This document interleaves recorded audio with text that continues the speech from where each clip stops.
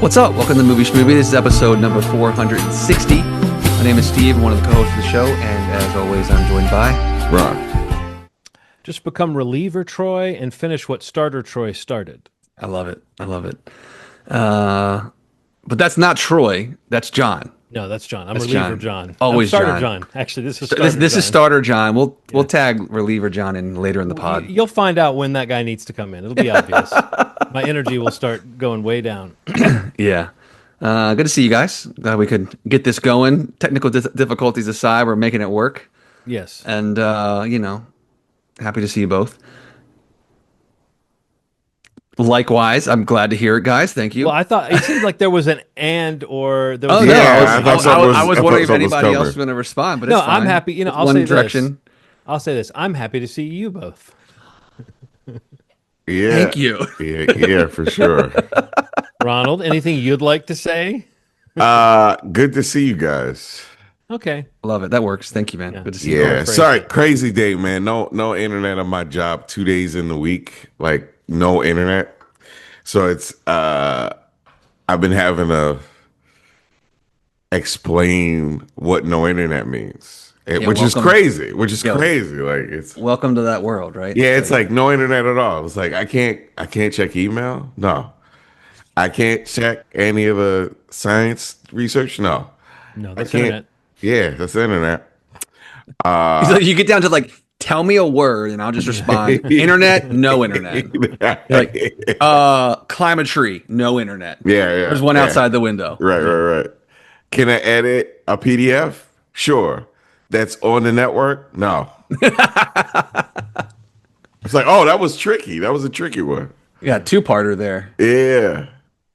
Man, you gotta love to see it. Love to see it. Yeah. Keeps you on your toes, though. It does. Not that you man. need to be on your toes any more than you already are, but yeah. So this week we're going to talk a little bit in a moment here. My required viewing pick for this week, which was a film called Eephus, and then we'll talk about some other little movies we've seen, maybe shows if anybody wants to drop something. But mainly, I'm going to talk a little bit about the new Dave Franco and Alison Brie horror film Together, which I was able to see today, and thankfully, Ron and John both saw The Naked Gun, which also comes out this week. So they're going to kind of wrap the episode up with a recap of that film. So A detailed recap. detailed. I'm we're gonna- expecting bullet points on the screen, Yes. everything, guys. I expect no less from both of you.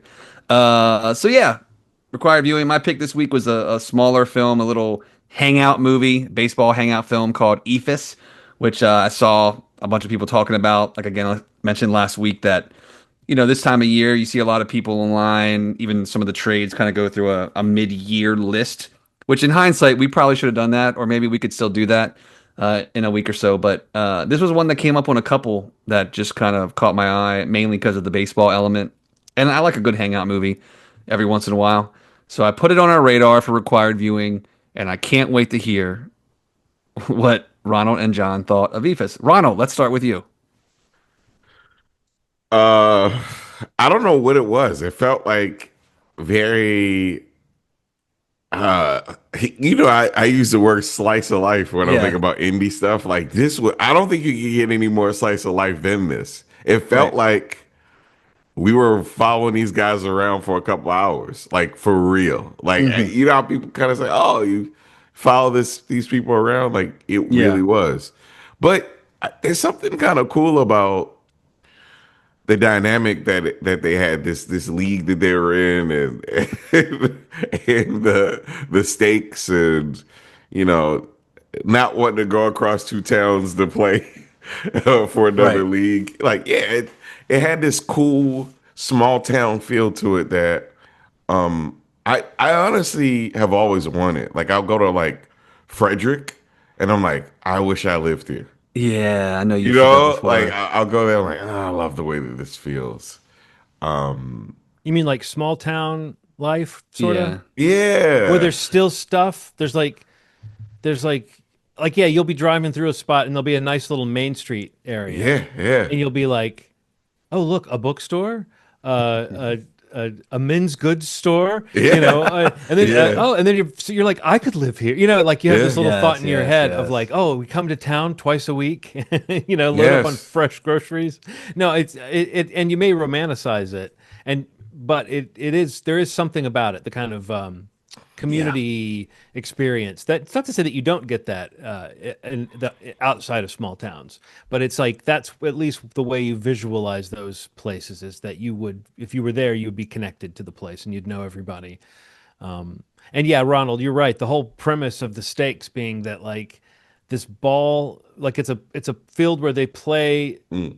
they play, and Yeah. there are other places they could play, their league could play, but no one really wants to drive to that place, or it's too far out for these people, but more convenient for these people. And then also, I liked the little detail that the reason why they can't play there anymore is because the field is being basically construction is being struck for a School. school. Yeah. So it's not even like evil developers coming in or anything. Do you know Yeah. what I mean? It's Yeah. Yeah. even it's Yeah. like no one could really complain about a new middle school or whatever it's going to be. But the fact that it's taken up the field where these guys play, it's just the very mildest of stakes, which Yeah. is that yeah, it's going to be a little too much trouble to do this after tonight, and that gives you this feeling of this kind of end of summer feeling that really is very just kind of I thought oozed out of the movie. Yeah. There's like a matter of convenience too. It was like, they a lot of them, at least a lot of the characters that we meet a lot of people throughout the film, of these two ball clubs, but you definitely pick up a lot of the things of like there's a matter of convenience that they all have a lot going on, and it's like, but they still manage to do this. So Hmm. it is a matter of convenience that this ball, this ballpark or this diamond is like right there.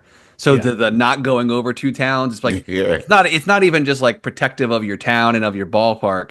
It's like I probably couldn't make that work. Like Yeah. I got dinner, Yeah. I got to pick up dessert. I just got off work. Like I'm here, I'm late because I'm off work late. Like I wouldn't have even been able to consider driving two towns over to be able to do this. So there's you get enough from a lot of the characters of that stuff, or that they're just old and they don't have the desire to do this because this is their town. But yeah, I've definitely. It is genuinely like it says it on the poster, that one of the review clips, like the definitive baseball hangout movie. Like I think that's pretty accurate. Like Yeah. definitive is up for argument, but like it is like a genuinely. It doesn't go anywhere except that ball diamond, and just like kind of picks a couple spots, the box, the outside the fence, the vendor out in the outfield. Like the kids over at the soccer diamond or the soccer field that they reference a few times, but for the most part, you're just moving around this baseball diamond and you're spending a little more time with each pass or with each round with these guys, that clearly like love it even if they hate it. Like they love it because it's a passion. And I think it kind of like really comes off throughout the movie, even if they're like old and out of shape, or they're younger and kind of jaded about what they're even doing. But there's like all of them have like a love for baseball that I think is like I personally just like connected to, because I share in that. Like I love baseball. A lot of people Mm. find baseball boring, and maybe not the sport of choice in today's world, but I don't know. There was a lot of like relatability for me, looking at this movie and being like, I've seen people like that, who join these pickup leagues and they stick with it. There's one scene specifically I wanted to call out that really got me, was when the one guy, I think his name was Bob, where he was like begging his family to stay to watch him take his last at bat, and he Mm. strikes out. Uh, and not only strikes out, but strikes out. They drop it. He has to run it out, and he still is Yeah. out.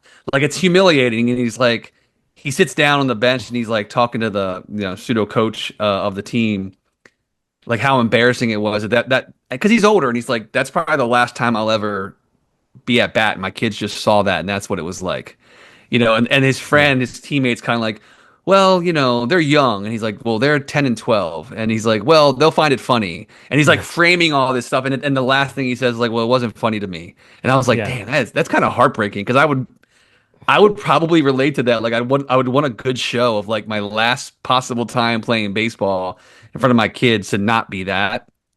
But I mean, like that was that kind of slice of life thing that Rana was talking about, which it definitely is. It's just like you get a little piece of these players in their worlds, and some more than others, but that scene specifically really kind of spoke to me that that's kind of why he was committed to it, because it's something he loved to do, and like because of circumstance, this might be the last time, and because he's older, but that scene really kind of, I don't know, it was a little more emotional than a lot of the other movie. I had noted that scene too, but you left off the sort of happy little spin after that, which is that then another guy says to that guy, "Yeah, but why is your family the only one that comes to the games?" And Sure. you see his face. He No, you lights see his up. face, and he kind Yeah. of smiles a little He does bit. light up. You're right. You're right. But I'm just saying, I Silver made lining. note of all that too. That whole little journey, and it's like Yeah. it's full of I thought of Richard Linklater. I thought Totally. of Robert Altman. Absolutely. Yeah. These directors who like to give you the tapestry of life. There's a lot of indie films that do this. Right. But I don't think as skillfully as this one does. This one was like well shot, Yeah. in a way that was really cool, and also this whole notion that they start off and they've got enough light to play by, and then by the end they're gathering the cars around in a ring, turn the headlights on so they have enough light to finish the game, and it's like there's a little bit of almost absurd comedy to the fact that they're continuing to play the game in the dark, and it's like certain players are just like saying this is fucking bullshit, like while they're doing it. But also everyone is kind of that spirit we were talking about. Everyone's sort of this agreed upon little dream, like they know that when they leave, this might be it. And there's a nice little moment where one of the guys is like, well, maybe we can get together sometime in the winter, for a beer. And the guy's like, yeah, I don't know. Maybe. And it occurred to me, this is a period piece, right? Like I didn't think about it while watching the movie, but it's set like, I think I saw somewhere it's set in the 90s. 90s. Yeah. I thought the same thing. But that makes that whole notion of you've got everybody's contacts. That's a totally different thing in the 90s than it would be now. Now it's like boop, you've got a group automatically of all these people, and yeah, you can go meet up and do whatever. But back then, it really would have been like, well, who's going to call us all? Who, like, it reminds me of something I've thought about groups of friends I've had at different points in my life, where any casual night at this given person's apartment, these 9 people might come through and be hanging out and playing video games and listening to music and let's go get something to eat and coming back in and all that stuff. And then like now, looking back on one of those, 20 or 30 years ago hangouts, it would take so much energy to get that same group of people to be together again. Yeah. But when we had a reason to be together, it was natural. We were coming in and out of each other's lives. You kind of feel that sort of like, and again, you feel like some of the guys doing this are, like you said, tired, older, middle-aged guys. Like the younger guys are middle-aged kind of in this group. There are a few young guys, but most of the guys are middle-aged and older. And like some of them probably don't have the energy for this or aren't that sentimental about it. But you could tell that for a few of them, it really is a very meaningful thing.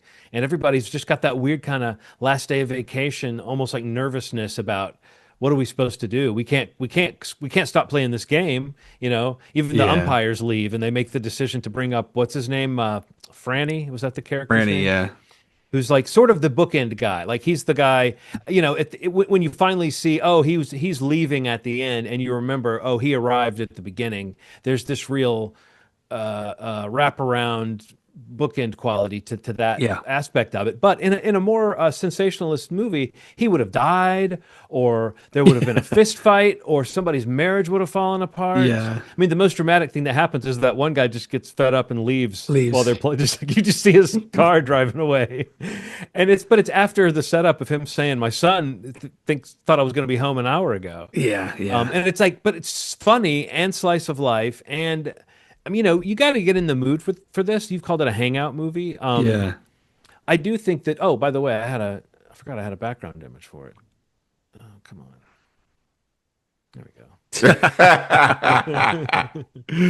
It's so random. But also, that was so real too. There's just a random kid sneaking a smoke in the woods, and that ball player's out looking for the ball. And what does he say? He calls him. He's like, I see you. I see you, or something. I know your parents, or I know where you live, or something like that. No, it was just it won me over. I have to admit, the first time I watched it, I got a little tired. And it like the pace of it really wasn't working for me, and I felt kind of dreary about like the last half of it. But I was really glad that today I had a little more time and I wasn't so Yeah, yeah, yeah. distracted. And over lunch, I watched like the last 30, 40 minutes again. And I was really glad that I did because I was so much more able to do what I had done during the first 30, 40 minutes, which was just pay attention to all the little interactions and catch all the little, the story. There is storytelling of how these characters fit together going Oh on, but yeah. you kind of said it. There's really not much to it outside of just what comes up in the game, and I think it Yeah. shows a lot of discipline to write a script like this that that doesn't spill over into melodrama and doesn't spill over into some insane stakes or someone was always going to get a homer and they finally got a homer, whatever weird things just don't happen. And I think there's something about that, the kind of anti-drama of that is almost experimental. I mean, by my standards, and I've always felt that way. Like I said, when I see a good Richard Linklater movie, even Dazed and Confused has a lot more conflict than this For does. sure. Which Yeah. surprisingly, for a movie about a game, there's not that much rivalry really between the teams. Um, but one thing I didn't really catch was that who's it, the Adler's Paint team, Yeah. the pitcher is the guy from Uncut Gems. Oh wow. The guy on like the street, Yeah, like the that's like older guy. hawking the stuff. Yeah. I think so. But Oh shoot. he's like the older guy. He's like the pitcher who leaves in the middle. I guess it's Yeah, the his the brother starter that comes and reliever. picks him up. which that's the most insane thing that happens in the movie. The most Oh, extreme that thing that guy, that happens. guy. Oh yeah, that is the guy. Yeah. I thought he sounded familiar No, too. I Yeah, he knew he is was in Uncut familiar to me Gems. too. Yeah. He And is, it's yeah. like, oh, I Phil. know him. But he's got a very non-actory kind of sense to him. Like he doesn't seem like an actor. He seems like a person. And I Yes. think a lot of the guys in this, there were only a couple of them that I thought put a little too much spin on their lines and it felt a little bit stylized what they were doing. Most of the people felt really natural and very real. Um, Even like the fireworks thing, which you feel like you're getting a setup for some kind of crazy thing happening with the fireworks. The fact that that happens like off screen, Yeah. it's just I don't know. It's well considered. I know it was a movie that led into a big discussion on the show, but remember that movie, The Vast of Night, that Ronald you were not down with. Yeah. But that one was another one that I felt similarly about, just in terms of like the way that it was shot was really controlled and moody, and for a small movie that like had a story that it wasn't trying to show you too much of it. That was also kind of a small town slice of life thing. But I don't know. I think this movie really won me over by the time I had finished watching the second half a second time. I was prepared to say I liked it a lot, but it was a little. It needed a little something for me. But I think it Hmm. was really just that, like I said, I was the first time through, I was kind of fighting to stay awake, and it made the kind of sleepy pace of it feel like assaultive almost because it's so sleepy. I mean, it's when I say discipline, do you know what I mean? It really does Yeah, for not. sure. The pace is really exacting. I will say, if there's one thing that did kind of bump me, I did not like the score, the way that it was just these drum hits. That was kind of random. It kind of aggravated me. Later in the movie, there's a little bit more melodic score, but it's still very like just chiming notes. It's very minimalist, which it should be. But I did not care too much for the kind of random drum hits earlier in the movie, and I really wondered like what sound would I have preferred, and would I have preferred no score at all? Because it felt almost like the kind of movie that could get away with no score at all. Mm. But I don't care that much about baseball. And so maybe I'm one of those people who would say baseball could be very boring. And so something about the sleepy pace of the movie felt very real to like, a local ball game that you would go to. But you can't help but find it kind of heartwarming when you see people that just care about something like Yeah. this. It's like that Yeah. sort of. So who was your standout character, Ronald, if anyone? Nobody. No one He's in like, that movie. nah. Nobody in that movie. Mine's Sorry. the old pitcher that just comes in and throws the Eephus and then disappears for the rest of the movie.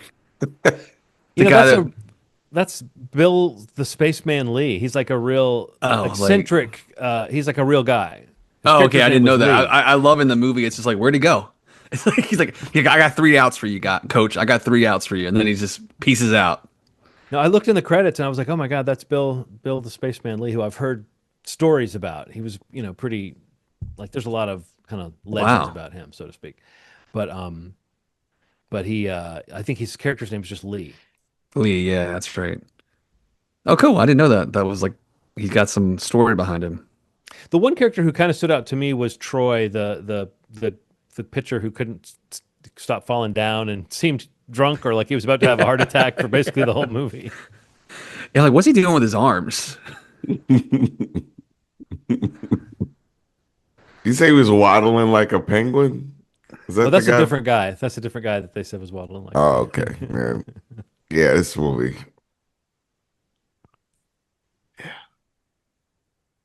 But yeah, I don't know. Eephus. I enjoyed Eephus. it. It definitely is a slower kind of, literally just kind of seeing what's happening over the course of, this evening game, late afternoon, early evening game. Uh, but yeah, I enjoyed it. I thought it was fun. So explain Uh, to us what an ephus is, by the way, or what the title comes from. You mentioned it, but yeah, it was the pitch he was talking about. It's basically like it's like it falls into like one like a junk pitch. Like somebody might compare it to like a knuckleball, hmm but it basically is a ball that is thrown super slow, high arc, comes across. Like you're just thrown off by it because like it almost looks more like a softball pitch, like underhand hmm softball, where you're throwing these pitches and these guys in this movie like maybe in the 50s to 60 mile an hour range, and then this pitch comes in that's it's got an outside spin. It's going over the top. It kind of drops down really fast, but um, it's just like an unsettling pitch. There's no linear nature to the throw, outside, inside. It's up and down and then out. Like it's When just he a was very describing it, it was so funny. He's like a yeah. up, overhand, under. I was Yes, like, yeah. what? It's thrown with like an overhand motion Yeah, that is like way higher and yeah. way more arched than you Yeah. would ever hit a baseball. I enjoyed that scene actually when he's describing the type of pitches that he does. It's like, yeah, I would, Right, because and that's why they're like, and they say, and they're like, you never throw three in a row because by right, then they've adjusted to it. right. So the approach would be like throw it and then a fastball or then a curveball. Like you completely just disrupt the batter's timing and rhythm, and then you hopefully just like throw them off for the whole at bat. Mm. But the fact that the young guy's talking about it and then the old guy comes in and throws it, and it's just like immediately they're just like, "What the fuck was that?" It's like, okay, this is fun because I've heard the term before, and that's kind of what caught my ear about the movie, and it kind of I guess speaks to the movie itself. But and yeah, it was, yeah, yes, a slow meandering pitch. yes, throw you off guard, but yeah, you still have a chance at hitting it. But I uh, did like the way he just sort of split the scene after that. That he was yeah, just like, all yeah, right, I Yeah. love that. I love that part. So, John, are you next? I lose track of these. Who's next? I am next, Got it. and I have Nailed it. had so many choices and so many options. And there's one movie that I was thinking about picking, and then I looked and I saw that reviews for this movie were worse than I remembered. Oh And wow. I remember liking this movie, and I remember, in fact, a lot of people that I talked to liking this movie. But I do remember there were some people that did not, and it sort of kind of got me thinking maybe that means it is ripe for a rewatch. So I'm also in the interest of the short run times. This was a movie with a nice, even though it felt longer than its length, but it was everything we just said about the pace of this. It was, easier to take at a 96-minute runtime. So I thought, what can I find something that has something around a 96-minute runtime? And it just so happens that this film hits that mark. I feel like we've talked about it on the show before, but it predates the show, Mm. and it's a show. It's a film that has I believe it was a direct to video sequel or prequel. So it's kind of like I might watch both just so because I'm curious about how bad Is the this an in post. betweenquel? I don't know what it is. I don't. It might be an in Sequel. betweenquel. I have no idea. You But I like that, know that Ronald? I do. but I You know that I sold like me. an in betweenquel. It's hard to The say. It's not natural. I feel like that's everything Star Wars does now. You know how whenever Yeah, they put out a right. new Star Yeah. Wars thing, it's like this Yes. takes place in the 5 minutes between this movie and this movie. Yes. But I think it's time for me to rewatch 2007's Vacancy, starring Kate Beckinsale Ooh. and Luke Wilson. Ooh, I'm a fan. Is that the hotel movie? Yeah, yeah. Yes. I love that movie. See, but Yes. it's got like a 50 something on Rotten Why? Tomatoes. Yeah. You I know thought that what? was You know crazy. what? It's because I fucking blame you, M. Night Shyamalan. I thought you were about to say you blame me. No, I The sentence blame ended you. on "I blame you." Yeah, I blame you. I'm not Shyamalan because it felt like there was a time when anything that had a Hmm. different kind of ending, people like, you know what? Fuck you, M. Night. It's like what? People made. I mean, did you ever watch Are Twilight you Zone? confusing this with Identity? Because Identity No, Identity is more of an M Night, amazing. That's got the but twist. Vacancy is. I think yeah, maybe you're mixing it up. Vacancy's pretty straightforward. Is But that I the would, hotel? yeah. There is a hotel, but both are. Oh no, It's I not. think. The Vacancy is more of the.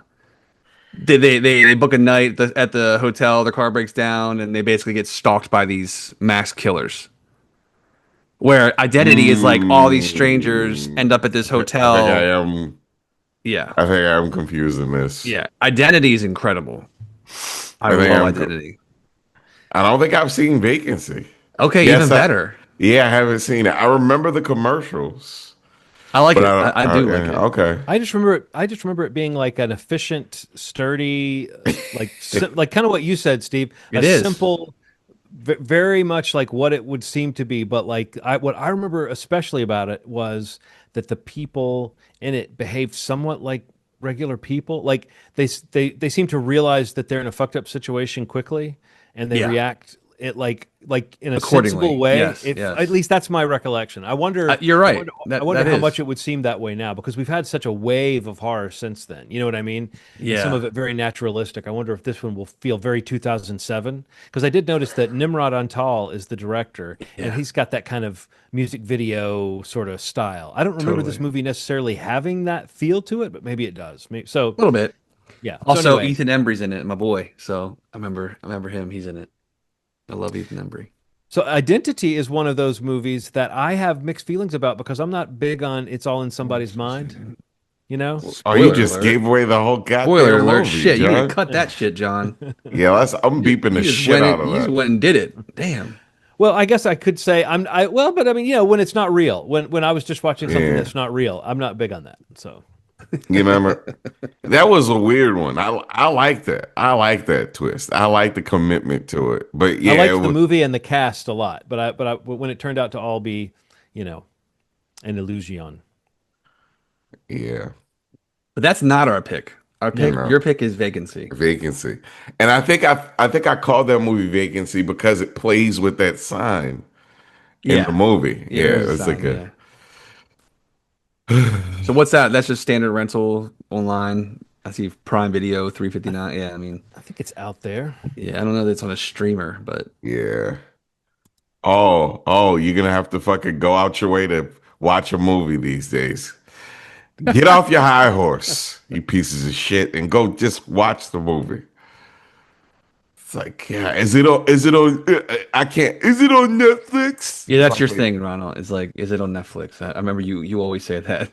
Can I watch it on Netflix? Yeah, That's Ronald right there. That's like, don't say that around Ronald ever. because Listen, listener or it watcher. means that if I say no, you're not gonna watch Yeah, it. you're out, right? I know, Yeah, I it's know. I got you. Now I'm excited to watch that. That'll be fun. Um. Okay, so did you guys watch anything else before we get into the bigger movies that you wanted to mention? I did not watch anything else. I guess once you finish mentioning them, because you've watched a ton of things, we got to get some quick writs from Steve Ritter. Let's go, baby. But I have a sort of a little quick let's get physical that I can do after. Okay. after you've done Okay. quick writs. Yeah, I just want to say it because I haven't really been. This has not been my game recently. Like I saw a lot of movies over the last 7-ish days. Oh Lay it on man. us. Lay So them on here it us. comes. So I'm just going to say what it was and really quickly what I thought of it. All right. How to Train Your Dragon live action. Really enjoyed it. I felt like everything John said, and when he did the first review because he saw it first, was pretty spot on for me. I'm a softie for Toothless. Toothless is amazing. The character's great. I thought the cast was very good. Some of the stuff didn't work as well for me, but I still really enjoyed the movie, and all the I emotional loved it. beats still hit me the same. And Yeah. and the little as a massive fan of the score, the little tweaks to it I think were interesting and kind of added something new to it. But yeah, that's just a big reminder. Like Toothless is up there in terms of characters for me, like creature characters. If we ever did that again, yeah, there. If I didn't already say that one, and the score is just like a standout. And it's one of my all-time favorite scores. But so that I saw Fantastic Four, really liked it. Slash very good. A fan. I kind of wish I would have had more time to see their powers together. Yeah. Like you got that like 1.5 scenes worth of that. Maybe a little more time. Another with set Thing. piece would have been Yes. good. Like A big set piece showing them coming together. The complementary, supplementary nature of kind of how they figured out to use them together would have been really, really the next notch for me. But still, great introduction to new characters to a new world. Some awesome scenes and really, really good looking visual effects, minus some weird baby CGI. Yeah. right. Superman, loved it actually. Yeah. And the more it sits with me, the higher I am on it. Cast That's was what'll great. happen with that movie, honestly. Yeah, the casting's great. I don't know. I really love the time spent with Clark and Superman and Lois and even Lex, like, and all the other characters. Like I asked you guys, balancing all the characters when you saw it, like how did that go? And I thought that was done really well. And the James Gunn of it all was one of the biggest entry points for me. I mean, I love Superman, but like that was the selling point more than even the trailer for me. So to finally see it and like just the positive nature, you both talked about this, so I don't want to like hit on it too much more, but just the hope and the positivity and all that stuff that he realizes like who he is and that's who he chose to be and all that stuff was just so well done and it really connects. I genuinely felt connected watching the movie. Like the kiss scene at the end, the floating thing, like that's an epic fucking scene. Yeah. Like I felt moved by that scene. Like the scene with him and his dad on the bench out front of the house, I felt moved by that scene. Yeah. Even the breakdown of Lex in that office in the skyscraper thing at the end where they have their speech together. Yeah. Genuinely moving, like it from both sides of the spectrum of thought. Like I just felt like it all worked so well. And not perfect, but I mean, like, there still is some of that too much at times going on, but not a detriment though at all to the movie overall. And I came away just really loving that movie and super high on the idea of what they're gonna do with the DCU, and I'm excited for it. I gotta say, but in both camps, I gotta say, like we talk about all the movies, but I kind of came out on the same side as you two. Definitely a little higher on Superman. Just something felt special about it. I don't know. I just really, really liked the cast and the messaging. One line in that movie I really liked. So simple. Perry White at the kissing. How long those two been dating? Yeah.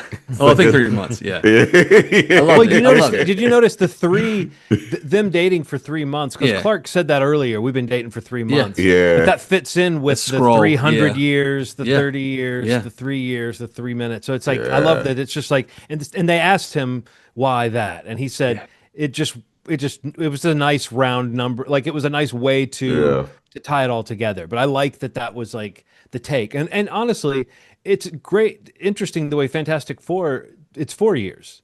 Yeah. They've been doing their thing for 4 years. Yeah. Both movies took pretty much the same approach to that, honestly. Yes. Of saying, we're going to throw you into the world, we're going to give you a little bit of a ramp up, and you're going to be here. And James Gunn had even more storytelling swagger, I guess, because you don't even have like a recap section, but you do have like, you see the Fortress of Solitude, and you see the footage of Jor-El and Laura speaking to him. So it's like he gets the origin stuff in there enough to let you know this is the same origin that you're familiar with. You know what I mean? Yeah. But like the confidence of saying, we all know what Superman's deal is. Let's just jump into this story. I thought it was really just like, I saw it a second time and I just loved it even more. And I haven't stopped thinking about those strengths that the movie has. And when you really think about the scenes, like the scenes really stand out to me. Like I think about hard scenes, and I don't know that stands out as much to me anymore. Like I felt that way about Thunderbolts a little bit, and a couple scenes maybe in Fantastic Four, but there's a handful of them in Superman. Even you mentioning the video, like him at the fortress at the end with the new videos with his parents, like that fucking broke me, man. Yeah, that was so good. Like, it was so good with that awesome Iggy Pop song playing on the the Iggy Pop song playing, and just like him smiling ear to ear. Like I was like, damn it, this is good. Yeah. Man, that messed me up too, man. Like I wasn't prepared for that. There's a lot of like symmetry in that movie too. Like they'll show like one version of a scene like that. That other version of the scene that existed earlier when he got beat up and they're like, show him his parents, and they showed Yeah. it again. I'm like, they do that a couple times, and I really enjoyed that Absolutely. a Yeah. lot. It's Yeah. and again, it's just kind of ascendant more that it's sat with me, and I would love this. And I'm going to take Sydney to go see it. She wants to see it, so I Mm. want to go check it out again. But yeah, I really did love Superman. The last one I want to mention real quick, just because it maybe needs some love. There's a movie that came out like about a month ago that had a theatrical run. It's the new movie from Sean Byrne, who did Devil's Candy, and a movie I loved from 2009 called The Loved Ones. It's his new movie called Dangerous Animals. This was a movie that again did have a theatrical run. Got really good reviews actually, but it's basically like a mashup of like a serial killer movie mashed up with like a shark attack Oh, movie. Jai Yeah. Courtney plays the kind of serial killer bad guy in this film, but basically a killer who takes his Yeah. It's pretty victims out on elaborate. a boat, and like he's got this obsession with shark because he was attacked as a kid and survived, and he films it. It's just fucked up, but it was like definitely the most mainstream commercial of Sean's films. But Aaron and I watched together. We were both kind of glued to it the whole time. It was only like an hour and a half long, but just a gorgeous, like on the water, real shark footage. Some of it's obviously CG, and but there's a lot of practical shots. And I listened to him on the Boo Crew podcast talking about the production, and I just really got me more excited to see it before I actually finally got to watch it at home. But I'm obsessed with sharks, and just even though it's amongst the serial killer movie, it's a cool mashup, and definitely recommended. It's a good watch, and it's got a big final girl vibe. The lead character, her name is Zephyr. Hassie Harrison. I don't watch this show, but I mean, I think she's most popular for Yellowstone, who she's, I guess, recurring one of the lead characters on. But uh, definitely recommend checking this out. It's on video on demand at home, and it's cool to see Jai Courtney doing something again because it felt like a moment he had a moment where he was going to be one of those guys, and he's kind Yeah. of fallen to the wayside quite a bit. But I've seen him in a lot of things that I liked him in, even if the movie wasn't good. So he was very good in this, very deranged and very serial killer and yeah, Dangerous Animals. Check it out if that sounds interesting at all to you. Yeah, I saw the trailer for this a while back, and it seemed so over the top and crazy. And I was like, man, that's going to go one of two ways. That's going to be fun, or that's just going to be, well, it's going to be fun garbage, or it's going to be fun and actually kind of good, is what I Yeah, thought when I saw the yeah. trailer. yeah, Because it's, I mean, a guy who like a serial killer who feeds people to sharks is I mean, which is what at least that's the impression I get from the it's trailer. it. Yeah, that's Like it. that's pretty ridiculous, but it's also like, like Yeah, you got to give people credit for coming up with a concept like that. I enjoyed it. I thought it was fun and good. So yeah, I mean, both boxes for me. Fun and good. Well, Fun didn't you and see one good. other new film, brand new, that just came out? I did. Yeah, yeah, yeah. Sorry. So today I was actually able to go check out the A new fun date film. film. Yeah, very much. Together, new film with Dave Franco, Alison Brie. This is I think this was a big like Sundance. There was a lot of love around it at Sundance. I've been waiting for a while to check it out. Finally came out. Michael Shanks wrote it and directed. Basically about a couple moves out to the country to follow an opportunity that the girlfriend has. Alison Brie's character. They clearly have issues in their relationship. There's some uh, trauma that the boyfriend Dave Franco's character is still dealing with that occurred in his family. But it kind of all just kind of builds up, and they kind of find themselves in a situation where there's some, supernatural or very uncomfortably to watch element happening involving their bodies Mm. uh, mo- combining together. Like I don't know. I don't want to give too much away. It's in the trailers, but Yeah, you could see it in the trailer. The very body the horror post yeah aspect of it. the poster, the trailers all show it, but there's some really awesome sequences in it that I don't want to say anything about. But I really liked it a lot. I mean, Mm. again, I just saw it like a couple hours ago. But I guess the one thing I didn't expect as much from it, it's pretty funny too, and I think that kind of that offsets it a little bit and makes you a little disarmed at times where you kind of settle into a moment that's not so tense or so like you're on your edge of your seat a little bit wondering what's going to happen next between these two characters. There's like a genuine comedic beat between them, that it is their character, like it is their relationship. And they're a real life couple. We talked about them on a prior episode. Like I'm a big fan of them as people and as a couple. But it definitely plays into the movie as a strength for sure. Like their chemistry is insane together in this film. And there's some awesome, like very non-expected jump scares that aren't cheap at all, that are just really well earned and very effective.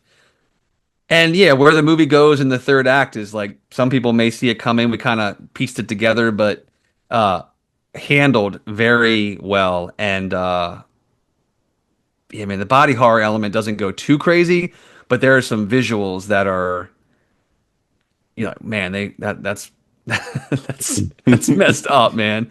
Like it is not good. Uh, but I was definitely a big fan. I think they both give excellent performances in the movie. Uh, and some of the effects, like some of the practical effects, and obviously some of it's digital, but I mean, the practical stuff is like unsettling. Like it's just like, ugh, gross. Mm-mm. But yeah, together was Compare it really to the good. unsettling practical effects level of The Substance. It's just not even to that same degree. It's not Okay. that severe or that big. There's a couple you do get a couple moments that are not you don't stay on too long where you do see some body horror that's pretty close to that level. Hmm. There's a couple quick shots but between these two characters specifically, it's it's well paced and it's kind of like not over the top too quickly, and when it does go there, it's not too long. Like I guess it's like it doesn't overstay its welcome. I think it's more about the story. It makes you uncomfortable for a beat here and there, but then you actually are like, what's going to happen to this character, like him or her, because they've both got this weird thing going on, and you're kind of trying to piece together where each of them are in whatever is happening between them, because it's very clear that when it starts to happen, it's happening more to one than the other. And you're like, Mm. what is it that's making it happen to that person before the other? And yeah, the way it kind of steps to that, I thought was really good. And yeah, just a cool movie to watch in the theater too, man. Because even coming out today, a late matinee, there was a pretty good audience in the theater. And where those jokes hit that I mentioned, laugh out loud, great audience interaction, and where those jump scares or the uncomfortable moments, you love to hear an audience like react to that. And this movie's got a nice balance of both of those things. So yeah, definitely a recommend. Check it out in theaters if you can. Support, a horror movie, especially those involved in this. I don't know. They're clearly fans of horror movies too, watching their press tours and stuff like that, especially Dave. It's like cool to see him involved with horror films, and he did The Beach a couple years ago. No, Beach House or Yeah, Rental, the The rental, Rental. the rental. Yeah, that was great. That That was was a great movie. Yeah. very good. Like we all love that. So it's cool to see him playing around. They're producers on this movie too. So, um, yeah, it was awesome. I would definitely recommend checking it out. I think you both would definitely dig it. And check it Well, out. yeah, I intend to. I mean, it looks. There seemed to be a wave of movies coming up. There's a couple of comedies or that I saw trailers for. I can't even remember what movie it was. It must have been an indie movie because these were kind of indie trailers. But there seem to be a lot of movies right now coming out that like take relationships, marriage, whatever, like what would be considered like contentment, Right. well, and use that as the jumping off point for some kind of metaphorical sort of horror or Totally. just like, and again, it always makes me think it's funny when a couple does a movie like that because that means that like they must have either a better relationship than the one depicted in the film or Right. or Right. maybe the film, I don't know, has some sort of little trapdoor built in where it's not a cynical assessment of togetherness itself. I don't know how that works in the movie, but I know Yeah. different movies have different ways of doing that, where it's like that you're leaving the theater not too unsettled about just normal human relationships. But oftentimes it's great that they can find something new to a new wedge point, like to make like horror out of. And I do think that being together can be the source of a lot of interesting things if you decide to look into like Oh all the yeah. things that could be dysfunctional about a relationship. Again, I don't know that much about the state of their relationship from the trailer, but it definitely seems like maybe there's like the idea of like, oh, this person's a little clingy or more needy than the other, and like how And that that plays plays into out it. in the Yes. sense of the horror is this other escalation that is, yeah, which is like Totally. kind of makes you squirmy because every relationship has some little balance, or maybe there's some moment that you relate to, if not the Yeah. whole scenario. So yeah, Yeah. it's always kind of interesting. Well, I said I would do a little let's get physical, so I'll quickly just run through. Speaking of Fantastic Four, I when the movie was over, I realized that like I talk a lot about the the influence of Jack Kirby on the characters and how important his art was to the creation of a lot of Marvel stuff. And Mm. this movie actually has a Jack Kirby quote at the end, and there's a moment in the middle where you see two guys that are clearly working on comic books that look out their window and see the fighting happening outside, and that's meant to be, I believe, Jack Kirby and Stan Lee, like as as their 1960s selves looking out the window seeing the Fantastic Four. So Mm. it's like it got me to thinking about how I talk about that stuff a lot, but I don't really have like any copies or reprints of the classic Jack Kirby books. So Mm. I looked for something Fantastic Four oriented, and I found this book that it's a really nice book. Oh wow. Oh, It's nice. Penguin Classics. They do a paperback and a hardback version of this book. It's really nice. Look at that. Ooh. Wow. But Beautiful. it's basically got the first 5 issues of the Fantastic Four in it, and then like issues 9 and 10, and then issues like 48 through 51 or something. But anyway, the point is that you get like the first story with Doctor Doom, you get the first story with Namor the Submariner, and you get the first story with Galactus. So you get Mm. you get like a lot of the classic stuff. Stan Lee and Jack Kirby did the book for about 102 issues, I think, for about 10 years. So this is nothing close to the full run. I don't Mm. even know if there's any book that does collect their full run. But I mean, these are some of the most influential comic books ever, particularly Yeah. the first issue of Fantastic Four. I mean, I won't bore you with it now, but just the ways in which it was kind of a fresh Mm. start. There had been superhero comics before, when it came out in 1961. I think I've got that right. But between 1961 and 1963, all those key players got introduced, all these key elements that the Marvel Universe is still kind of chewing over today. And that idea of, oh, they're a family, they have personal relationships. That was sort of the Marvel innovation. DC had their superheroes, but they were, as now, Superman, Batman, Wonder Woman are kind of like these godlike figures. Compared to the Marvel superheroes with all of their kind of regular human problems. So that's been a lot of fun. I haven't finished it yet, but I'm deep into that. And it's yes, Sue Storm is a very underwritten misogynist character in 1961, but the seeds of what make her really interesting now are there, and the fact that she's such a cool character in the movie and probably the lead of the movie. Um, it's a sort of a huge course correction over the way that she was introduced. And Sure. lastly, here, there's a book out right now. I've mentioned Stephen Graham Jones on this show a lot, and he's got a new book out. He's got like, it seems like every time I turn around, he's got a new book out. But right Mm. now, this is a paperback book, and it's kind of cool because there's a book called Killer on the Road, and then if you turn it over, it's a book called The Babysitter Lives. So it's Oh about halfway wow. through. It's two novels, two short novels together in one volume, and you just turn it over and read the other half when you're done with. I don't know if I'm supposed to read them in a particular order That's or if cool. they connect at all, but I like those titles. So I think it's shelved as Killer on the Road, but it might be shelved as The Babysitter Lives. I'm not sure. Wow. Either way. Anyway, I just want to let people know this was in Books a Million. So, this is out there. This is like I've said this before, but a lot of these big bookstores like Books a Million and Barnes and Noble, their horror sections have really improved in recent years because there's been kind of a boom,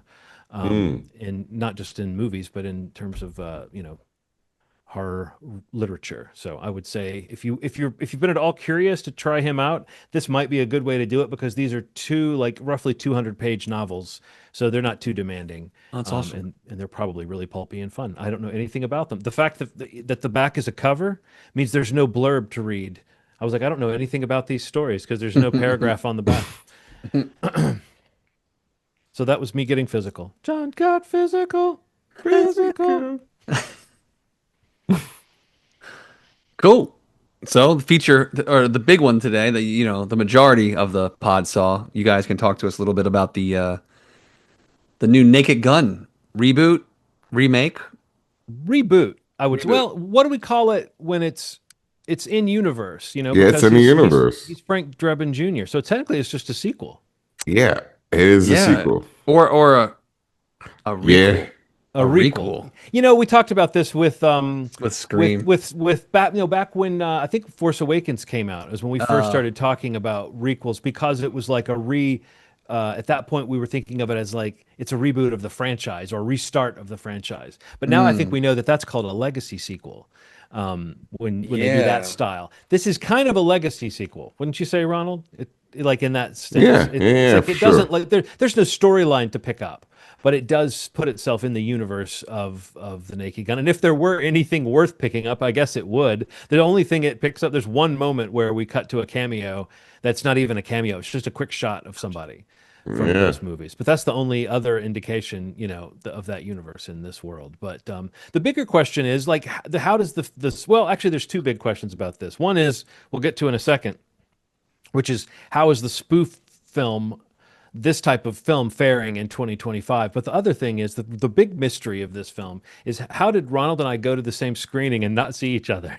I'm At asking all. myself out loud when Ronald's like, "John, you were there?" I was like, "Do you guys?" I mean, there's only a couple hundred at most people in this theater, Yeah. and you Well, both. Ronald and like I had texted Ronald saying, "Is that tonight?" And he was like, "Oh, that's tonight. Oh no!" And then he texted both of us saying, "I don't know if I'm going to be able to make it." And then there was no That further was the first communication. internet outage.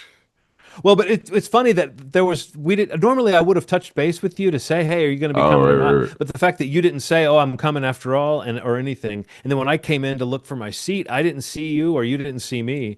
So, yeah, I sat next to two strangers, and the guy next to me. I mean, okay, so this is a movie that gives you lots of chances to do this, and I'm not joking. I mean, it might sound like, "Oh, John, surely you jest," but I would say that at least once a minute, at least, this guy laughed and this he did this. So stupid. Yeah. So stupid. This is so stupid. And I wanted to say to him, it's the Naked Gun. Yeah, man, we know. Yeah. We We know get it's it. stupid. But also, he was saying it in an appreciative way, like the way I would say something is so stupid. I Yeah. mean that as a high mark when I'm laughing at a movie. If I say it's so stupid. But this guy, there was something to make him say that about every minute, maybe every 30 seconds. Honestly, it's pretty crazy. But Right. it did. I agreed with him. It was very stupid.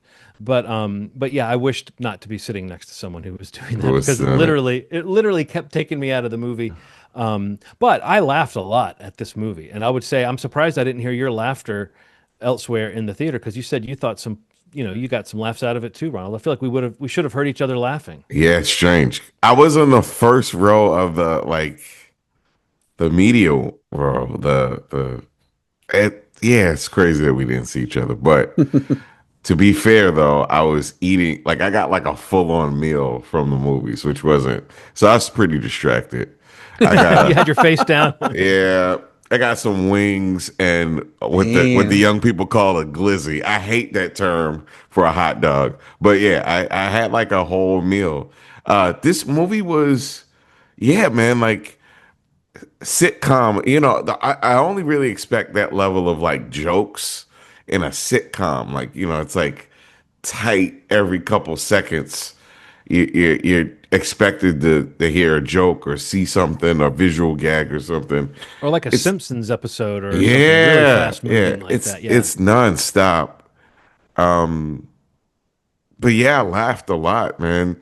And there were only a couple lulls that I just didn't think were funny, and there was very few that I thought were like absolutely not funny. Pamela Anderson and Liam Neeson have insane chemistry, and I thought that when I first saw them, I was like, "This isn't gonna work." Like Liam Neeson is not funny to me, but then I remember he was funny in Atlanta. Like I feel like when that appearance did something for me. Like I think it he kind of apologized for what he said, but then also he kind of like did this thing where he's like joking in it too. Because I remember seeing him on Life's Too Short, and he's like, "I want to be a comedic actor. I could be funny." And I was like, "No, no, this isn't funny. This thing that he's trying to do right now is not funny. Even in a structure of a funny show, him implying that he has range in that way, I didn't really care for. But this worked for me on a lot of levels. Like he really was funny. Pamela Anderson was funny. Paul Walter Hauser was funny. CC Pounder was very funny. I was expecting her to say the line from It's Always Sunny. The DEA, whatever the line was, whatever the line is from It's Always Sunny, that they made fun of. But it's everybody's committing, and that's what's so funny, man. Like there's a lot of cool celebrity appearances that I don't want to give away. Some ones that maybe people don't know because they don't watch wrestling, but they had some cool wrestling ones too. Besides the obvious, the very obvious one. There's a very good one of a guy that I did not know acted at all. But yeah, it's some funny stuff going on in this movie, man. The plot very easy to understand, very relatable. We're dealing with it right now. It's like it has. It's very easy to understand, and the jokes are very perverted and hilarious. It's God damn it, Dutch. Yeah. What other errands have you got us running for the DEA? I thought you was gonna say it. There were two jokes I made a note of in this movie to give a reference for it, as far as like things that made me laugh within a short span of each other and the difference between them. There's a moment, Steve, where Paul Walter Hauser, is that his name? I always wanted to say something different. Paul Walter Hauser who is very funny in this, very good, very straight. Like doesn't have a lot to do, but he's got one particularly funny running gag in the ending scene, like the thing that he's doing in the climax, Ronald, I thought was very funny. But there's a moment where Frank Drabin Jr. says to him, "You can't fight City Hall," and he says, "I know, it's a building." So that's funny. And then within a few minutes of that, Liam Neeson, when he meets Pamela Anderson, he goes to like the detective narration in his head, talking about she's the kind of girl, and he like basically says she was built the way I like them: 2 shoulders, 2 knees, feet attached to the legs. But he also then says, "And a bottom that would make any toilet beg for the brown." Oh my God. And it's Liam Neeson delivering that in let's not say, Ronald, that he plays it straight. He plays this film like a wild animal. He does, man. He is so throwing himself into it. Like there's something he's doing that is like he recognizes that there's a kind of like nervy energy to it. Do you know what I mean, Ronald? He's not playing it cool. He's really doing something here. Yeah, for sure. And I'm glad you mentioned the Atlanta appearance, because I was thinking about myself. It's like thinking about myself. I was thinking to myself. I was thinking about myself. Why am I watching this movie? Mid-movie. As one does. I was thinking to myself, isn't Liam Neeson? Isn't he a racist piece of shit? Like, don't we? Right, then I remembered that he kind of not so much did a redemption thing about it, but like he kind of showed that. I mean, again, let's say that what he said was horrible, but also he was trying to say something in a context that I think he thought was confessional and people would find refreshingly honest of him. Right. I don't think he was talking about a current way of feeling about the world. Yeah. But I think the way people talk about that thing he said, which was admittedly terrible, was as though he was saying something that he stood by. But I think he was, you know what I mean? Even when he recounted that the first time, he was saying that like he was ashamed of it. Yeah. I think where people got mad at him, justifiably so, was because he said it sort of unprovoked. It's one of those, why are you telling on yourself things? But I'd forgotten we had that Atlanta moment to be like, okay, he's self-aware about the fact that he did real damage to his image with that completely unnecessary statement. But I was able to enjoy. He is the butt of almost every joke in this movie. So it's like but there's a couple of moments, man, where this movie got me giggling so much. And honestly, Ronald, you talk about there being lulls. I remember the first lull for me was just a couple of jokes in a row that didn't make me laugh. But that was after like 15 minutes or something of me laughing at pretty much everything. Yeah, And like yeah. Steve, the kind of movie where you're just watching it going,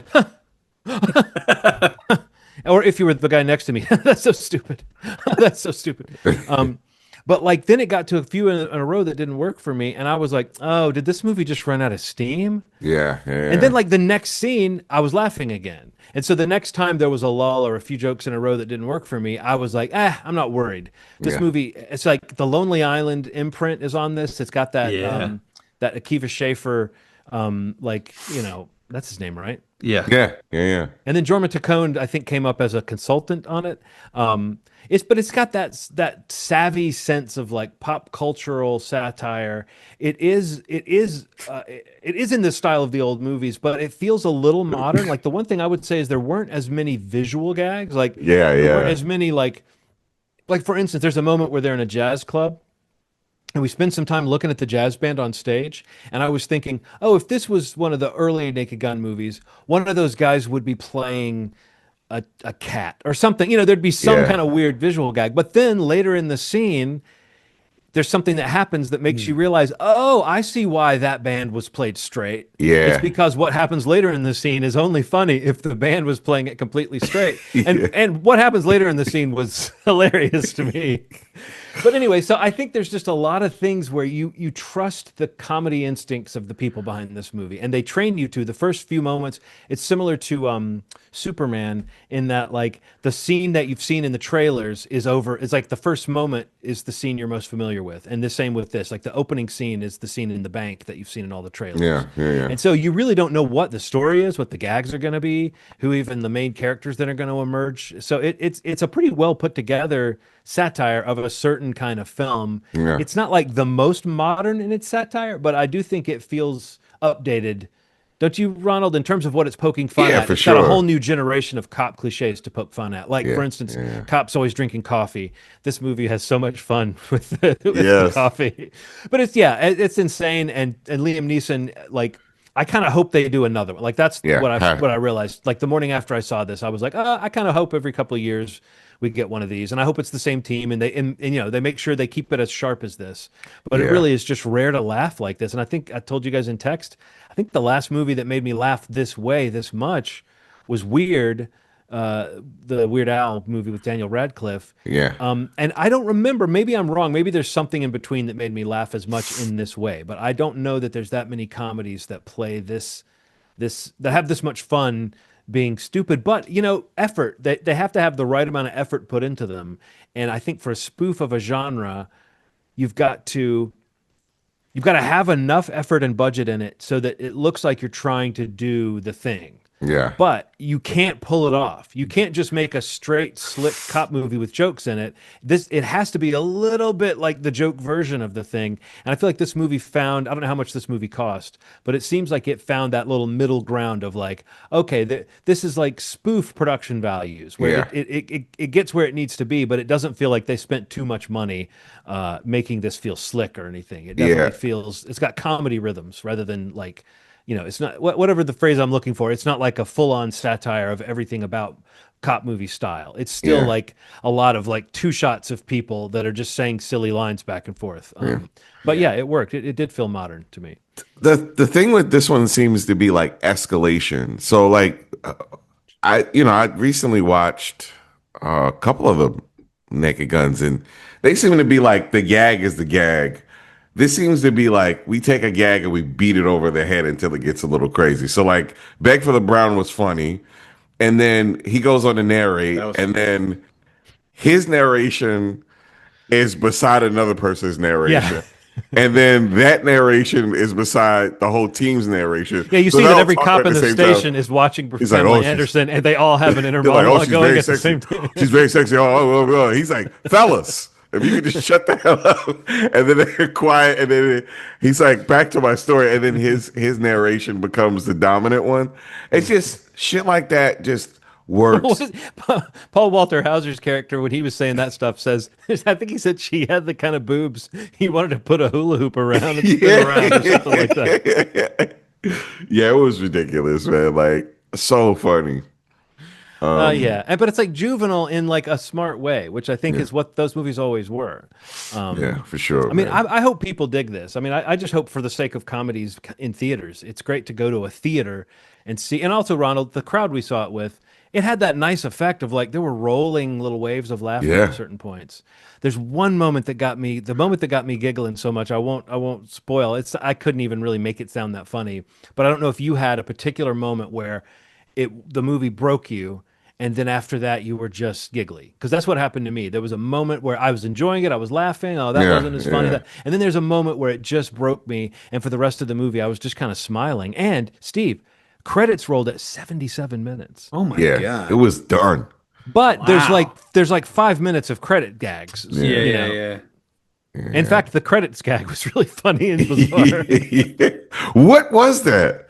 I Well, still don't. at the end of the Police Squad show, and I think the Naked Gun movies, they always did the fake freeze frame Yeah. where everybody would freeze, but it was just everybody holding the freeze. And Yeah. like on the show, there would always be some wild element, like a chimpanzee in the room that didn't freeze and was Yeah. walking around. But in this, so they do like a spin on the idea of a fake freeze. It, We shouldn't ruin it, but it's very bizarre. it's almost like too many cooks. Like, not to be like, No, it is. It's the thing of like it's one of those internet, you know, those internet videos where it's like someone's doing like a little silly thing, and then the bad video effect turns on the person and kills them or something. It had yeah. that feeling of like existential horror Yeah. played through video effects. Yeah. Yeah. No. Yeah. It's crazy as shit. But yeah, yeah, cool movie. It's at a 91% on Rotten Tomatoes right now. It's That's fun, great. man. Yeah. See it. Get See ahead. it. Yeah. If I mean, I feel like we say this a lot, but this is the ultimate. If this seems like your thing, Yeah. then it probably is. Because I know some people that are super fans of the old Zucker, Abrams Zucker model who were posting nervously about going to see this screening the other night.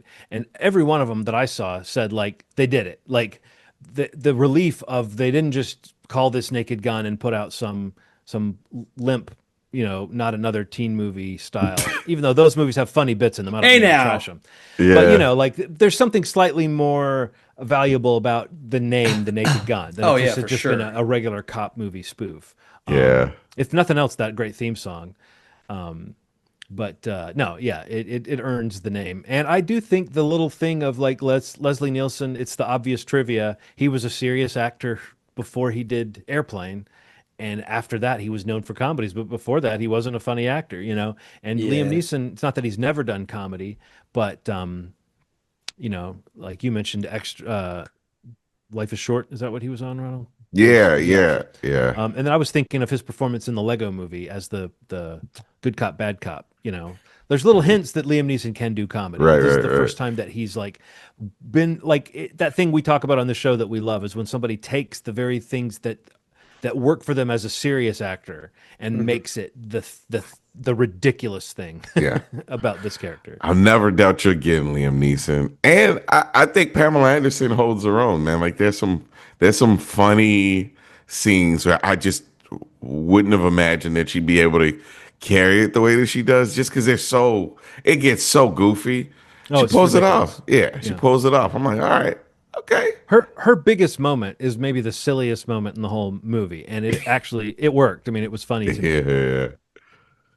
Um, Um, Yeah, I yeah. hope to be able to check it out. I hope it succeeds because like yeah, you want to. I mean, we want to see comedy succeed in theaters because it's like Always. this is like a part of the marketing of this movie is like come see this movie to save comedies. You know, it's like don't you want to save a comedy? It's Yeah. like they're really playing into that, and I think it's great marketing, and I hope people care about this movie. I don't know as a brand or a franchise like where it registers, you know, with multiple demographics, you know, beyond people that have a frame of reference for what the franchise was and maybe can continue to, you know, be. But uh yeah, I'm excited to see this for sure. The trailers I thought were great, so well, the I'm good news excited. is the trailers have like Like nothing. two Yeah. percent of the gags Yeah. in the Yeah. movie. Yeah. You That's know, that's Yeah. good. That's good. Cool. Anything else you guys want to mention before we wrap up?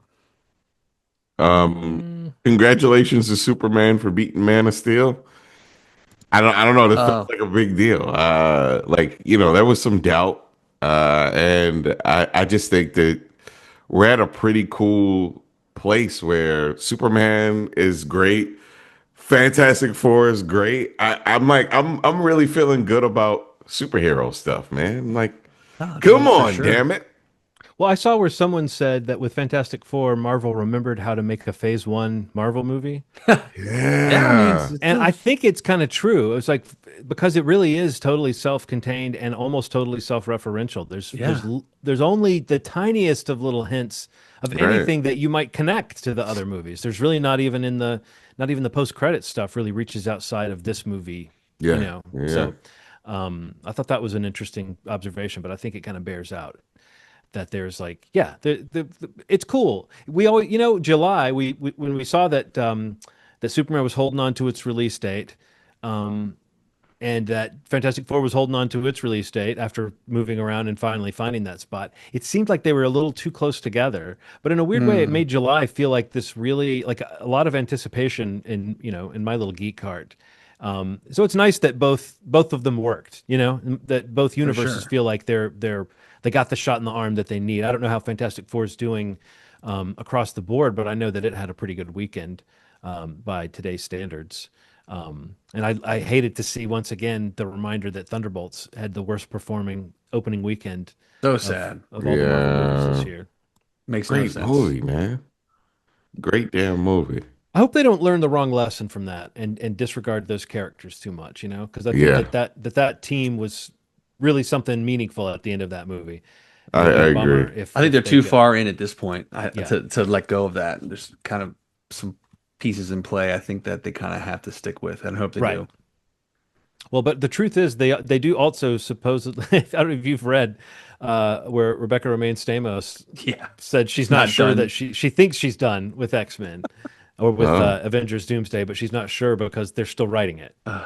while they're filming it. oh So, Yeah. no. but All here's the the thing, alarm bells going off like shh. right, Like right, but don't make but it sound like that. I will say though that Kevin Feige made a pretty good case for why that's not so alarming, like that they aren't backing away from their method because Yeah, it's yeah, because yeah. when it has worked it's been those Oh, movies first. that people talk about loving. So it's Yeah. like, and reading about the Fantastic Four in that book I just got, there's an introduction that talks about the Marvel method, and the Marvel method is it used to be like typical comic book scripting was the writer would write a detailed description of what should be in every panel and give it to the artist, and the artist goes and draws it. The Marvel Hmm. method is the artist and the writer work out an outline.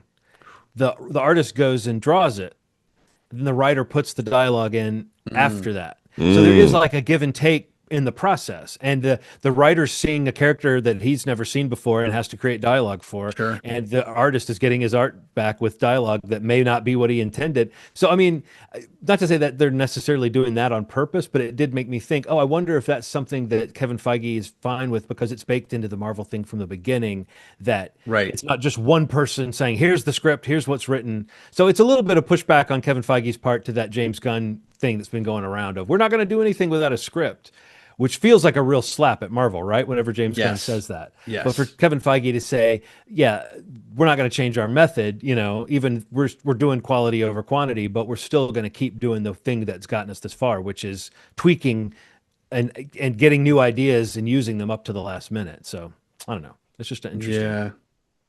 But you're right that like if we're talking about all the criticisms of Marvel recently, hearing that Avengers Doomsday, this gigantic movie with 50 stars in it, is one where nobody knows what the actual movie is or the story is, Yeah. that's pretty crazy. That's crazy sounding, man. Yeah. Maybe somebody knows, Ronald. Maybe. I'm Hopefully. You know? hoping. Yeah, that's Are you the guy that knows? No, I'm hoping that they know because that's next year, right? That's like Yeah. coming. So you're a year and a half. So Yeah. they've got time. They've got time to write and shoot a movie. God. What a weird place to be in. Yeah. Like, in the scope of all like what's going on with all this, like all the just comics. Honestly, just movies in general. Like, Yeah. Everybody's trying to figure out what works right I now. saw a tweet the other day was like, one of those kind of like we had it good tweets. It was like, Superman and Fantastic Four and like even talking about like the new Jurassic World movie, but specifically the Superman and the Fantastic Four, like to consider and remember that 5 years ago, Endgame made $1.2 billion in its opening weekend. Lord. It's just like your brain explodes. Like, for anybody who cares about that, like I and us that we currently do, we obviously talk about this all the time. But it is like it's like you lose track of that or like it because it is, it has like that stamp as like one of the biggest movies ever, but like that weekend that we experienced that release is like is a unicorn moment like for Yeah. box office and movie going like wherever you fall on. I remember posting something when we saw that opening weekend. It was like I don't care where you fall on comic book movies, like if you like them, don't like them, have an idea what's going on in these movies, but I really think you should probably try to experience this movie with a crowd this weekend because it might be one of the last times that it's to that level, and I Yeah. Yeah. do still believe that. And I think that will probably be the case I don't even know if I'll experience it again in my life. Maybe. I hope. I'm trying to be optimistic about that. But like, that was magic. Like, it felt magical, and again, you can critique comic book movies or whatever, but you can't deny that they put butts in seats and people experience something that they may never experience again to that degree. You know what I'm saying? Right. Like Yeah. 1.2 billion Yeah. its opening weekend is just absolutely bonkers. It's the problem is, man, people are gonna keep referencing it for the rest of our lives. It feels like I watched Michael Jordan play basketball. Sure. I mean, there's also LeBron, there's also Stephen Curry, there's also these other Right. good versions of things that come out. And I was I'll watch him around. play baseball. Yeah. You know what I mean? Though, like I do, yeah. it's okay to like, even though you've witnessed these things live, to Yeah. be open to new versions of things. But people are going to keep harping on it, and I could tell that it's going to be It's one not of those even, and things. it's not even like an apples and oranges thing. I mean, it is an apples and oranges thing at this point. Like, there's Right, no right. way to compare it It's not. anymore.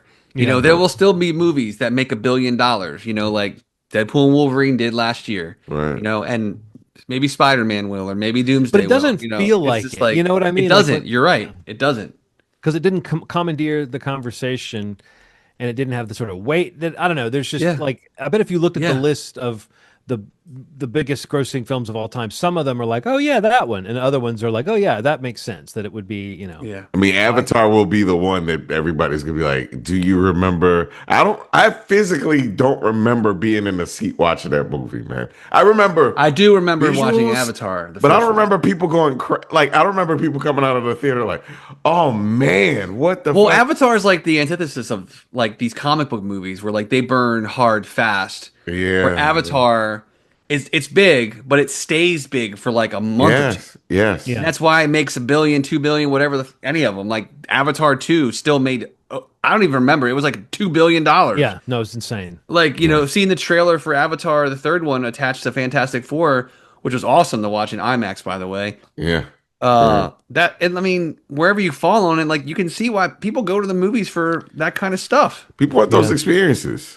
I do not like the Navi character design, period. I just Yeah, don't like me the way either. they look. Yeah. But the world looks incredible and the Yeah. Insane. Yeah. detail looks incredible. I'll tell you what looked really cool to me, and I don't even know how cool the overall movie looks to me, but there's a shot or two in that Tron Ares trailer. Oh, I It just can't looks wait for incredible to me. Tron. The scene with all the light cycles like taken off, like Yeah. motorcycles like taken off from like the building, and it's all these lines going through. That's I mean, I just thought that was insane looking. So Yeah. I kind of can't wait for that. Henry was like, "Is Tron good?" And I was like, "Well, I don't know. Eh? It's cool looking." And he was like, "Should I watch it?" And I was like, "Well, do you think it looks cool?" And he said, "Yeah." And I was like, "Well, maybe you should watch it then, because that's kind of what it is." That I think that's the thing. Tron exists in this space where we all agree that it looks cool. Yeah. Yeah. And therefore, we're always open to if someone says, "Hey, we're Watching going to it, try yeah. again." You're like, "Sure, like go ahead." It Yeah. might really click this time. I don't remember the first one being great, but I remember it being really awesome looking. The second one, I don't remember much about it at all, except that it was cool looking. So if this one is the same, that's probably all right. But it does seem like maybe there's room for a good story in that world. And I know there are some people who seem to be such big fans of it. I assume there must be comics or games or something that expands on the lore, because the lore from the movies, I just don't see what universe is there. But clearly, it's an IP that they believe in. What do you guys think of Tron? Yeah, I mean, I definitely am looking forward to seeing it. I mean, I'm not the biggest Tron Yeah, fan, but I do you're not a feel Tron like head. I'm not a Tron head. I do love the Tron ride at Magic Kingdom though. Well, that might be And it. That might be why people get excited. I really don't know what's the big I mean, Tron they have a property ride that for people it at love. Disney. Yeah. I mean, like it's a cool vibe. Like you Yeah. have Daft Punk involved, and like the music at the ride is awesome. But yeah, I don't know. Like I don't think I'm a huge fan of any of the films. I definitely appreciate, especially the original one, and even the second one. I thought is still like an entertaining. I like the second one, and I think this one looks this about the same to me.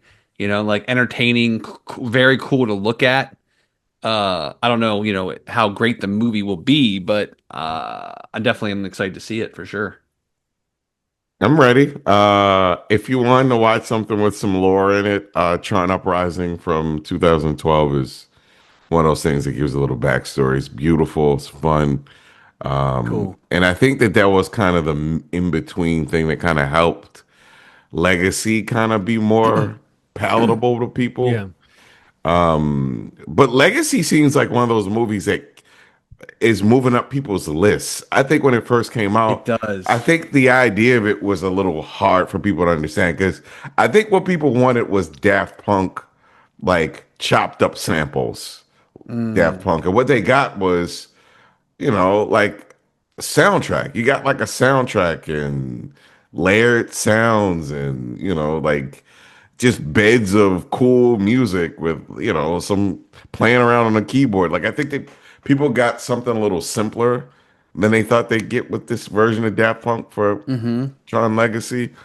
But it keeps moving up. I keep hearing about it.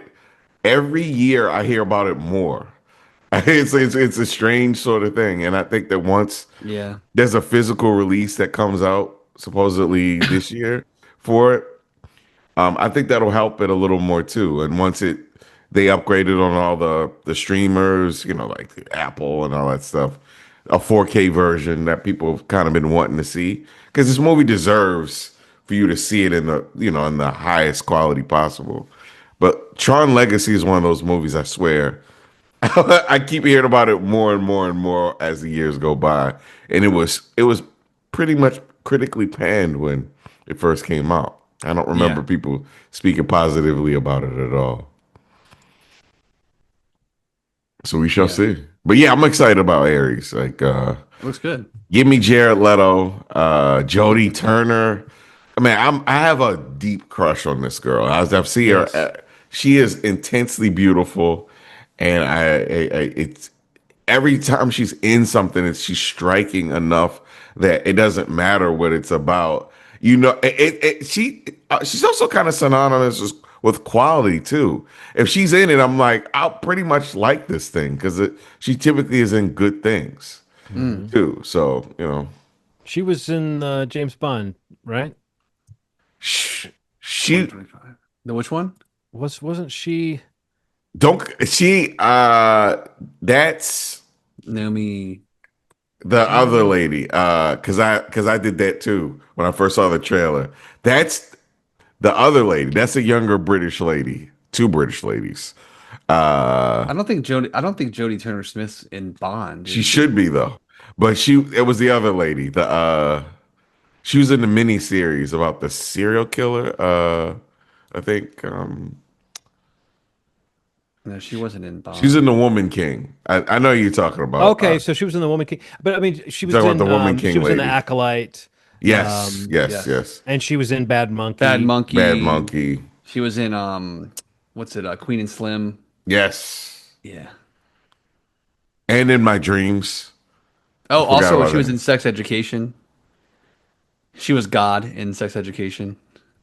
Oh man, that makes Did you ever sense. watch that show? I love that show. Yeah. That Netflix show. Yes.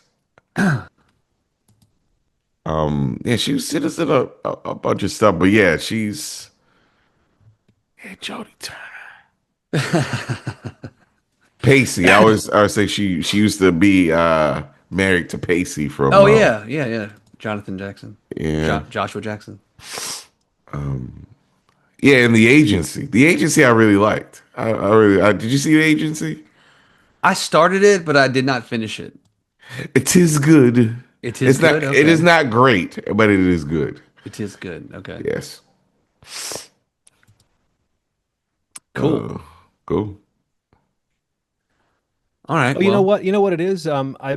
realizing now what it is that I saw. I saw there's Jodie Turner Smith. There has been speculation at some point that she would be playing the next James Bond. That's what I saw. Ah, okay.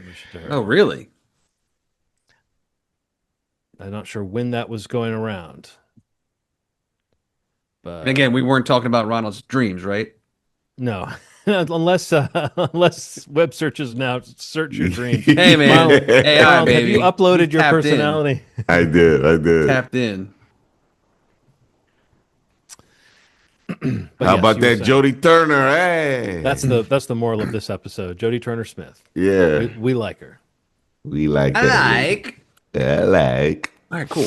Movieschmovie.com is the website. You can go there to listen to the podcast, subscribe to it on your platform of choice if you want the audio, traditional listening experience. There's also youtube.com/movieschmovie podcast, which you can watch the podcast, the full podcast, snippets of the podcast. You can also listen. There's so many options, so many places. I'm sure you could find one. If you're listening to this and hearing that, you found one. Thank you. But tell someone else about it because we would really like that as much, if not more. But stick with us. We appreciate you. Uh, we'll be back next week. I don't know what we'll be talking about, but I'm sure it'll be exciting. Beyond John's pick, Vacancy for required viewing, who knows what'll come up between now and then. We have 7 days to figure something out. And that's more than enough time, guys. More than enough times. And I also want to point out, I want to thank Ronald's computer and ISP for not glitching one time during this recording because there was a very I big know. concern. You know what? IT support, number one, reboot. Reboot. Yeah. Even if you were just rebooted. Even if sometimes, you know what? Sometimes you got to do it twice. Repetition equals success. Yeah. And I find that sometimes you got to reboot and then you got to turn around and kind of like look at the computer like this like not look at it and kind of while it's side eye it. rebooting. Yeah. Yeah. Just give it a little side eye. Like, I'm gonna let you do your thing, but no, I'm watching. Yeah. Sometimes you got to lean down on it and say, I'll just turn you right off, bitch. Yeah, like I fucking I'll can turn you plug right your ass, off. and your battery will run out. Turn you right off. You won't Thankfully, remember. you didn't have to do that tonight. All you had to do is let it restart twice. I'll turn you on and it'll be 2006 to you. And you won't be able to boot because you're so out of date. What is this world that won't accept me for who I am? Funny when I did it with like a. I think Movie Studios just got onto a new possible IP property right there. Oh man! And a laptop wakes up in 2060 after being turned off for 25 or 35 years. Sounds like a Seth Rogen animated series on Amazon.